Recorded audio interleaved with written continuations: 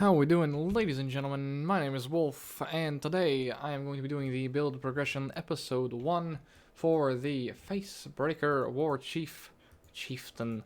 This is one of the builds that I recommended during my top 3 builds, my top 3, no bullshit starter builds. This is one of them. It was recommended for Trade League because you needed specific uniques.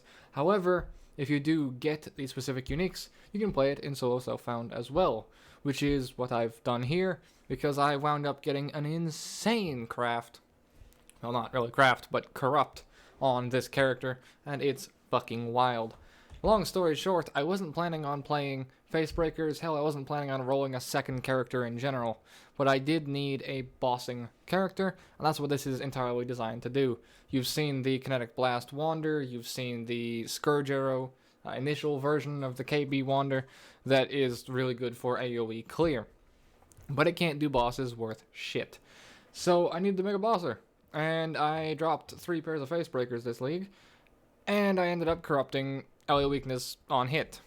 And I was like, okay, well, I guess I'm using these now, and I guess I'm making a build regarding this.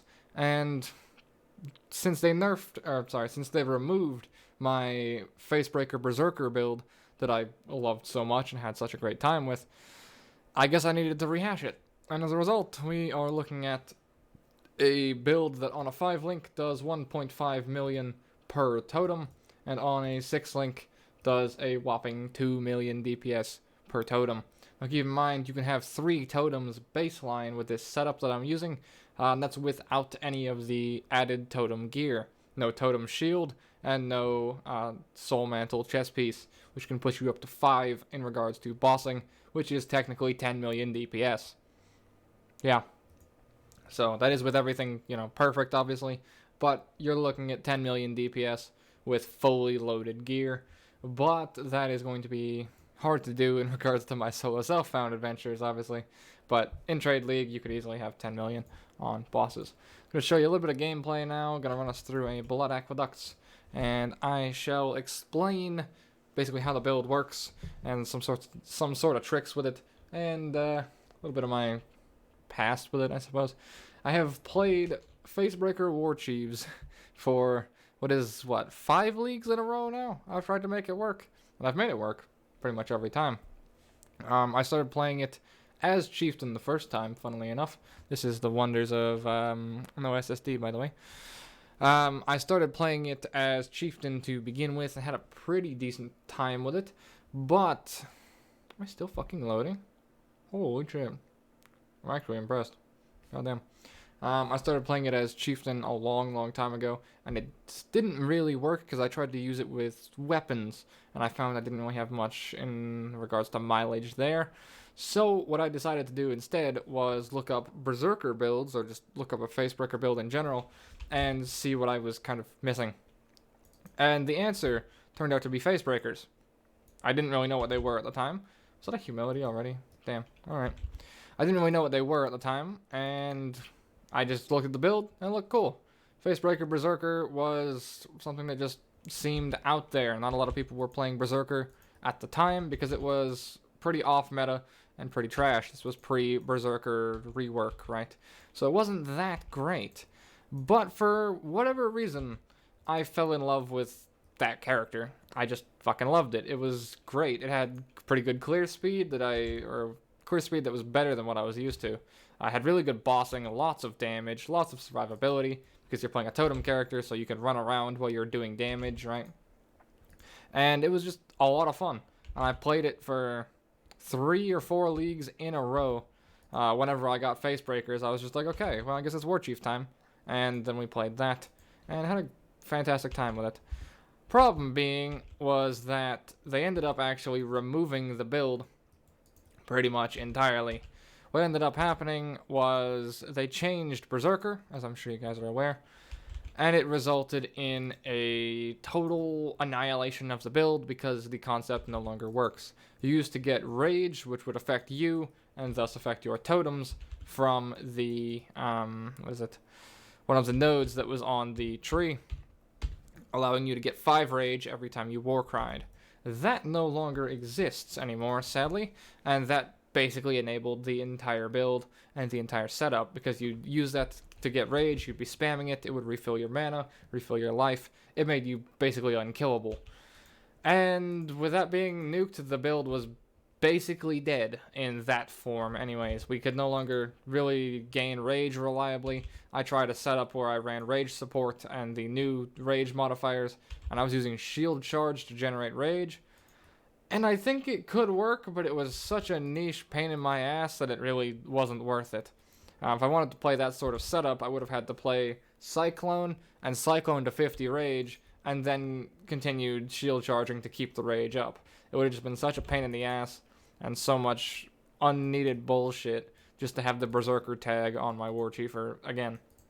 So I was like, okay, well, let's rehash this into Chieftain, because Chieftain got a lot of new stuff. They got a lot of reworks. Well, not a lot of reworks, but some good reworks. And they got stuff specific to Ancestor Totems and all that sort of stuff. So it turned out that it's pretty damn good. Sadly, they did change one of my favorite parts of the build, but it is still there slightly.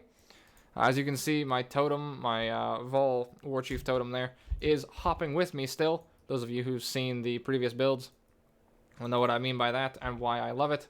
The Vol Ancestral Warchief is great. It breaks the game, as well as gives you actual clear speed on a totem build, which is not something you normally get that often. Alright, I'm going to probably call it here and or run to the other end, but I want to show you really quick what I mean by the Vol Warchief being really good. As you can see, it's hopping with me, and it will hop from screen to screen generally, but I'll show you what I mean right here. We got two Warchief totems normally, right? Because I have the one base and I have Ancestral Wand. Well, what if I told you we could have, you know, your two totems, right? 1, 2, 3. All out at the same time, all doing damage.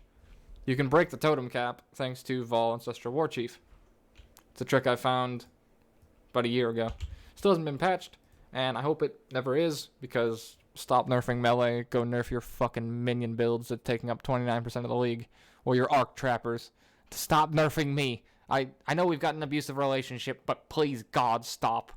You took my fucking Berserker, then you took my fucking fossil roll off my chest piece, and I'm very sad. This could have been that fossil roll, man. It actually, it could have been that fossil roll. Could have had 10% max life on it. Either way. Alright, we're going to cover gear real quick. It's very unique heavy. I'll show you the gear in here as well. Basically, to make it work, you need Facebreakers. That's how the whole thing works. The way Facebreakers works is you want to make an added base. You want to have a base to multiply off of, because it multiplies your unarmed damage by 700%. Think of it like this. If you have 1 damage, it gets multiplied by 700%. If you have 4 damage, it gets multiplied by 700%. So then it goes up exponentially, right? I don't know if that's the exact math, but it's the simplest way to understand it. So as a result, you want things that have added physical to attacks. That's why we're using so many uniques, because it's a kind of unique specific role outside of rings and jewelry. So we're running a Great Old One's Ward as the best in slot shield, unless you can get a Shaper shield that gives you +1 totems. That basically just gives you extra 2 million damage because you can spawn another totem. You can go up to 10 million because you can have 5 totems. Yeah, it's a pretty good character. I love it, personally. And then we have Dyed Bellow for Phase 2 attacks. We have a Blood Grip for Phase 2 attacks. Double Steel Rings with Phase 2 attacks rolls. These are pretty nice. They're not really required, but if you want to top out, that's where you do it. Then we have a Meganords for more Phase 2 attacks. You may be wondering where you get resistance cap in this sort of build, and the answer is you get a lot of it through the skill tree, you get some of it through a Lyra, you get most of it through a well-rolled Astral Plate, and through boots. Now, I'm using a pair of unique boots that I landed because they have totem placement speed, and I'm messing around with it. I'm not sure if I'm going to keep it, I'm really not sure, but it works for now, and it's pretty okay. A well-rolled Astral Plate is something like this: life, res. The resists are extremely low, but because it has the all elite res implicit, it kind of makes up for it, and it's 100 life, 30 resists across the board almost, which is fantastic for what I'm working on right now. I'm going to work on getting a better one as time goes on, but I needed something to replace my tabula, and that's what we're looking at right now in regards to resist cap. Skill tree wise, I'll show you that very quickly. Actually, I'll finish up what's in here before I do that. Flasks. Lion's Roar is your highest DPS flask. I don't have this one, sadly. It's the one thing I'm missing out of the build, because I got everything else dropped for me. Soul Ripper is niche for the Vol Warchief hopping shenanigans. And then Overflowing Chalice is flat damage and flask regen. Then we use a Onslaught flask to get Onslaught. Yeah, who would have fucking guessed? And yeah, that's basically the itemization. You are able to roll, you need to roll life and resists on your astral plate, on both your rings, and on your boots. Unless you're using unique boots, in which case, good fucking luck, you just pinched yourself a little bit more. So you want good res on the rings. Oftentimes I don't even get steals, I wind up with two stones instead, which is what I'm using currently on my character. Alright, skill tree, very quickly. While leveling, you want to rush Res Tech, then you want to get Ancestral Bond, you want to get Avatar of Fire, but you only want to go up to this point. You want to get Avatar of Fire and your Chieftain Ascendancy for Nagamu's Flame Advance at the same time, because this will give you 100% converted to Fire. Thing about the Avatar of Fire up here is you deal no non-fire damage, which means things like Divine Wrath that say they're a damage bonus in Path of Building, because they give you gain 5% of physical damage as extra lightning damage. You'd think, okay, well, it's just a damage bonus, right? That actually does nothing because you deal no non-fire damage. Same thing with Hatred, which is one of the higher damaging auras. It don't work. It doesn't do any damage for you whatsoever. It's a 0 damage bonus because you do no non-fire damage, to my knowledge, right? That's my experience with it so far. If I'm wrong on that, let me know in the comments. You can call me an idiot if that's true. I'll give you the one free pass. The one other thing that they added in this league, or the previous league, is Panopticon. This thing is fucking insane. It was going to give me 900k originally, so I was going to anoint it while doing a bit of a different skill tree. Found out that you can't actually anoint it because it was added after Blight League. So as a result, it doesn't have any recipe for Blight anoints like other stuff would. So you have to actually path to it, which kinda sucks. But that is one of the other nodes you're going to path to. Your leveling tree should be Res Tech. Come up here for Ancestral Bond, Avatar of Fire, and the Nagamu's Flame Advance at 24. Come down for Panopticon, and just rush straight down here for as much damage as possible. Then from there, I went pretty much entirely life. I went all the way down and around here. I went over here, got the life there, came down, got the life and resists in here. We're going for all res, right? So we want the res there, and we want the res there. We got 12% and 3%. Then we have another 12% right there. We're going Alira because we need the mana regen and we need the resists because resist problems, lol. And because of the mana regen, we also pick up this node right here for life and mana regen rate. This is actually very integral because it lets you get your mana regen so you can go 1 for 1 pretty much and not run out, because we don't have the infinite mana from Berserker, so we had to find a way to make the mana regen work. Right now, since I'm playing on a 5-link, we're looking at 35 mana cost, and I'm looking at a regen rate of 24.1, as well as I have a I have an enchant on my boots that gives me 30% increased mana regen rate if I've casted a spell recently. This allows me to get up to 29 or 30 regen, which is, you know, just about 1 for 1 with my 35 mana cost. Alright. Popping back in here. I'll just show you what my trio looks like on my character right now, actually. So, you start off for life, obviously. Grab res. I got life up there. Pop over here. I've got the res tech. Pop up here. Ancestral Bond. Avatar of Fire. I got Whispers of Doom pretty early because of my specific setup. I'll explain that in just a moment. Then I got life. Life came down here. Life resists damage. Dexterity to put the shield on. That'll be changing once I get better gear. Jewel socket, because I actually have 2 really good jewels. I have that one for damage while holding a shield, melee damage, fire damage. Then I have this godly one down here for damage, global fizz, area damage. This thing's gonna get fucking exalted at some point. Then I came and grabbed the life here because it's 2 points, might as well. And obviously, Panopticon Rush.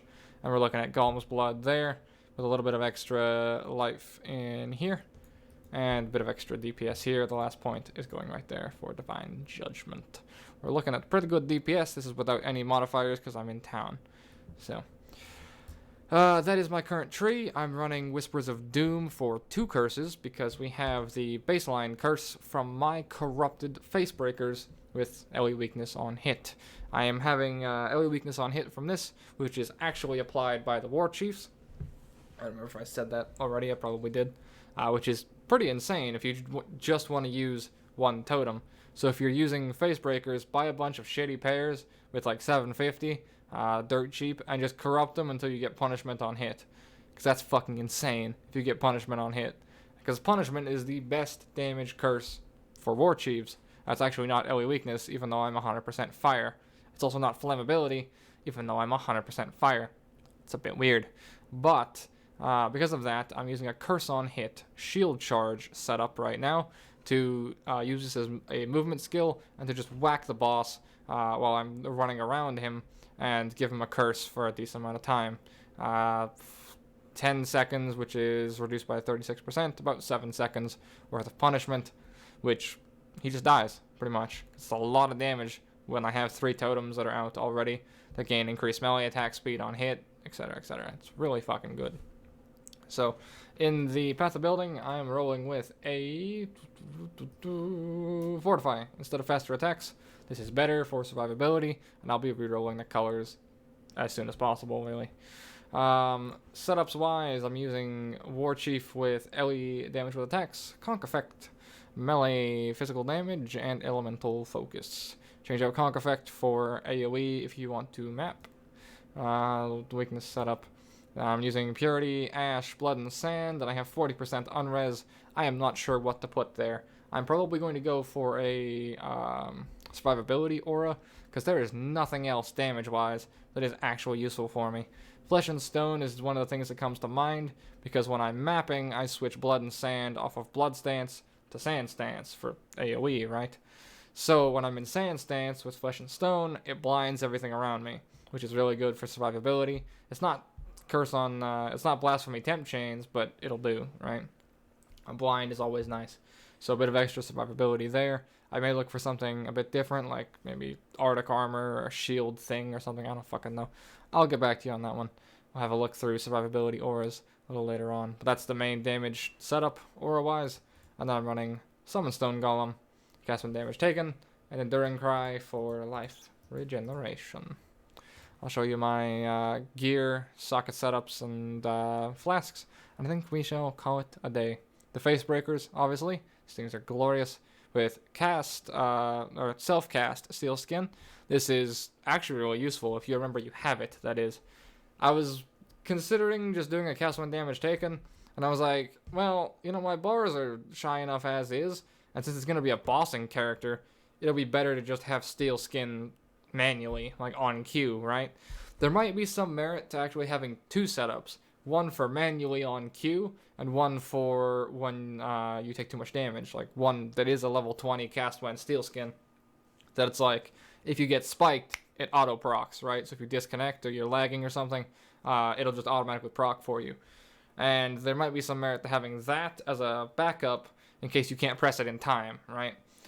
It's more of a hardcore thing. I think this character's only on like 3 deaths compared to, 5 times compared to my fucking ranger who's died like 250, which, so there might be some merit to running 2 setups of that, but changing the colors on this is a massive pain in the ass. Then I have a dash here. This is my favorite movement skill. I mean, I should be using shield charge and take dash out, but it's just too good. It also covers gaps and goes uphill and up terrain, which shield charge can't do. So it solves that problem that you needed a flame dash for before, which is as awkward as it sounded. Then I have my ring. This is Chaos Resistance, Life Strength, which is Soft Strength, Rarity, and Lightning Res. This needs to get better, a lot better. I need to craft rings still. And then I have this one, which is kind of what I want it to look like, which is a 2-stone with Fizz damage, with all Res and Life. Needs to get better, needs to get better resistances, needs to get flat resistance rolls on it, and we'll start to get somewhere with the added phase prefix as well. Two of these sorts of things, but better, is kind of what I want to look for. My astral plate is res life, res, crafted res, just to avoid lightning damage from hits. And here we have Warchief, Cog Effect, LE Focus, Melee Fizz, LE with attacks. Helmet's a Dyed Bellow that I'm currently enchanting through. I got Detonate Dead damage. Obviously, you want Warchief damage. Herald of Ash, Herald of Purity, and Blood and Sand. Link this, put it Enlighten here. I haven't gotten an Enlighten, but if you do, you know, go for it. Enduring Cry, cast when, summon Stone Golem.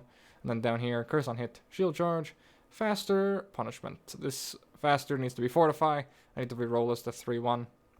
And I have a Meganords that I don't believe, yeah, can't really roll, and has max cold res on it. Flask-wise, we're looking at a Panicked Divine of Staunching. This is a setup that I prefer personally for bleed removal, because you get spiked by bleed, and you just, you know, Thanos snap it off, and you're good to go again.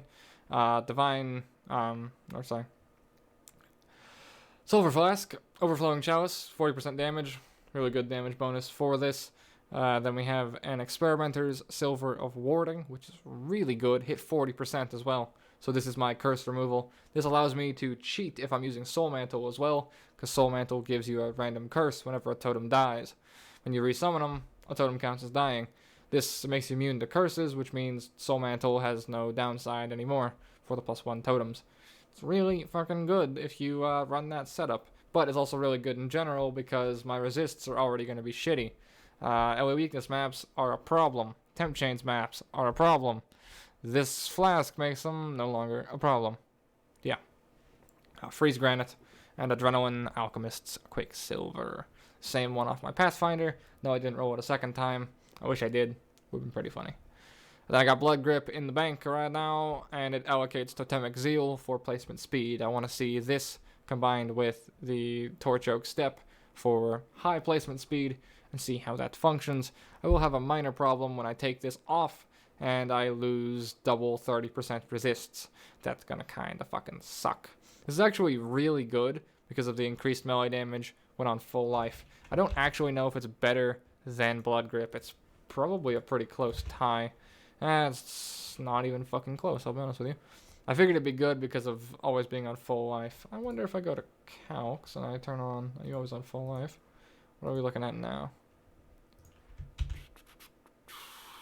It's actually quite close, I'll be honest. Could be better and or just as good if we're looking for resistance stuff.